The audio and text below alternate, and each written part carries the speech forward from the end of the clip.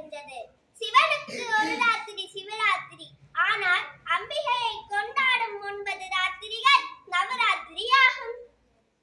மகிஷாசுரன் என்ற அசுரனை அழிப்பதற்காக அம்பாள் 9 நாட்கள் போரிட்டு 10ஆம் நாள் அவனை வதம் செய்து மகிஷாசுரமர்த்தினியாக வெற்றி வாகை சூடினார். இதேதான் முதல் 3 நாட்களும் துர்காதேவியை வீரத்தையும் தைரியத்தையும் வேண்டியும், அடுத்து வரும் 3 நாட்களும் இலக்கும் இதழ்வியை செல்வம் வளம் பேர்களை வேண்டியும், இறுதி 3 நாட்களும் சரஸ்வதி தேவியை கல்வி ஞானம் ஆயகலைகளை வேண்டியும் வழிபட்டு 10ஆம் நாள் விஜயதசமியாக கொண்டாடுகிறோம். நவராத்திரி காலத்தில் பிரதமை தினத்தன்றுதான் கும்பம் வைத்து பூஜை ஆரம்பிக்க வேண்டும். நவதானியங்களை முளைக்க விட்டு கொழு வைத்து கடலை பயறு மற்றும் பலவகை பழங்கள் போன்ற விதவிதமான நைவேத்தியங்களை படைப்பர். பூக்களாலும் பாடல்களாலும் நன்மையை ஏற்றித்து வழிபடுவது சிறப்பும் மேன்மையையும் தரும்.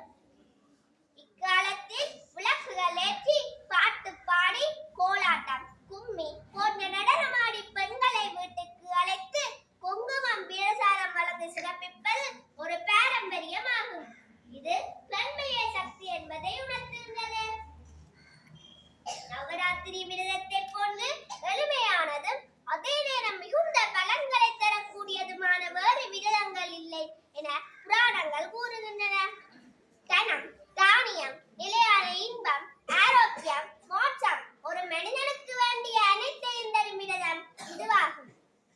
குழந்தை பேறு இல்லாதவர்க்கு குழந்தை பாக்கியத்தையும், படிப்பில் மந்தமாக இருப்பவர்களுக்கு கல்விகளில் சிறந்து விளங்கவும் அன்னை அருள் புரிவார்.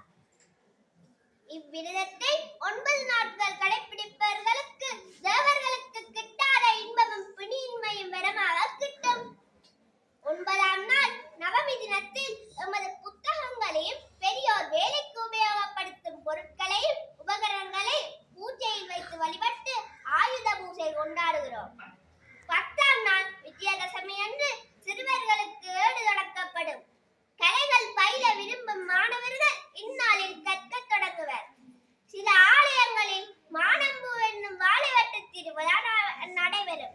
நாம் அனைவரும் தனந்தரும் கல்வி தரும் ஒரு நாளும் தளர்வறியா மனந்தரும் அபிராமி வள்ளியை வேண்டி பக்தியுடனும் மகிழ்ச்சியுடனும் நவராத்திரியை கொண்டாடுவோம்.